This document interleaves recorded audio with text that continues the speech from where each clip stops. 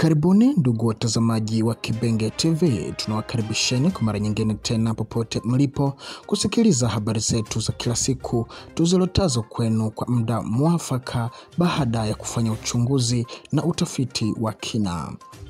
Siku ya leo tarehe 18 Aprili mwaka 2025 tutakwenda kuwasogezea tena stories zinazohusiana na hali ya usalama katika mashariki mwa Jamhuri ya Kidemokrasia ya Kongo, hususan katika jimbo la Kivu ya Kusini.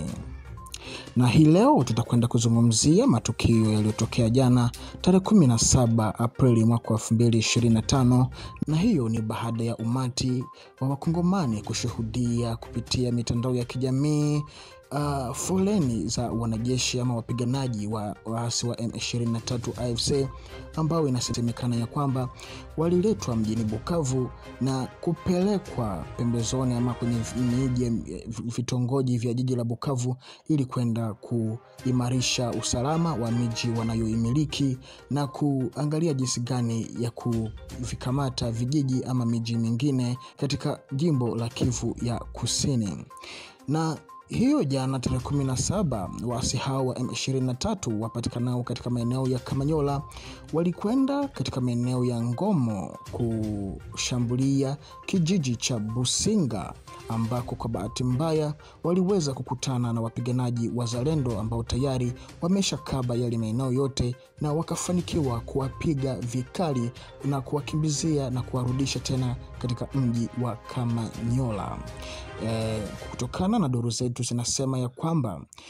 wanajeshi hawa ama wapiganaji hawa wa waasi wa M23 waliposikia ya kwamba kuna umati ama wingi wa wenzao ambao unaletwa kwa ajili ya kuwasaidia wao, kivyao wakataka wajaribu kufungua njia ya Businga ili waweze kupanda katika milima na kutokea katika jiji la Uvira. Lakini kwa bahati mbaya, kumbe milima yote hiyo imefungwa tayari na vijana wazalendo ambao wamejitoa muhanga kwa kupigania nchi yao ya Jamhuri ya Kidemokrasia ya Kongo. Na tukumbushe ya kwamba mapigano hayo yalikuja baada ya mwakilishi wa rais wa taifa la Marekani Donald Trump kufanya ziara yake katika Jamhuri ya Kidemokrasia ya Kongo, Rwanda, Tanzania, Uganda na hata Kenya. Na hiyo jana alipokuwa akihojiwa kuhusiana na kile ambacho alichokiona katika mgogoro unaoendelea katika hii nyanda ya nchi za maziwa makuu, alienda kusema ya kwamba kwa upande wao kama vile Marekani wataendelea kusisitiza ya kwamba Rwanda isitishe uungaji wake mkono kwa kundi hilo la waasi wa M23, na Rwanda pia itoe majeshi yake katika Jamhuri ya Kidemokrasia ya Kongo ili iweze kuharasisha mikakati ya makubaliano ya ufanisi wa pamoja wa kikazi kati ya nchi hizi mbili, yani Kongo na Marekani. Kwa hiyo inaonekana ya kwamba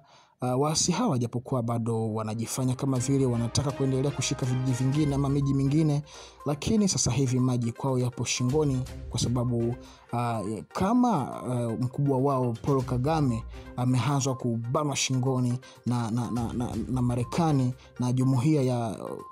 Umoja wa Mataifa, hiyo inaonyesha ya kwamba itakuwa vigumu kwake kuendesha vita hivi. Na hivyo tutuahidi wakongomani wote popote mlipo ya kwamba kaheni chini na tulieni na wala msiwe na wasi, amani inakwenda kupatikana punde si punde. Tuendelee kuwapongeza vijana wetu wazalendo wanaopigana popote kule kwa ajili ya usalama na amani katika mashariki mwa Jamhuri ya Kidemokrasia ya Kongo. Kwa kumalizia, tuwakumbusheni pia kuhusiana na operesheni Saidia Mzalendo ambayo inaendelea kuombwa kila siku ili kusaidia vijana hawa ambao wapo mbele kwenye shamba la vita kupigania usalama wetu. Tukutane kwa majaliwa. Hii ni Kibenge TV.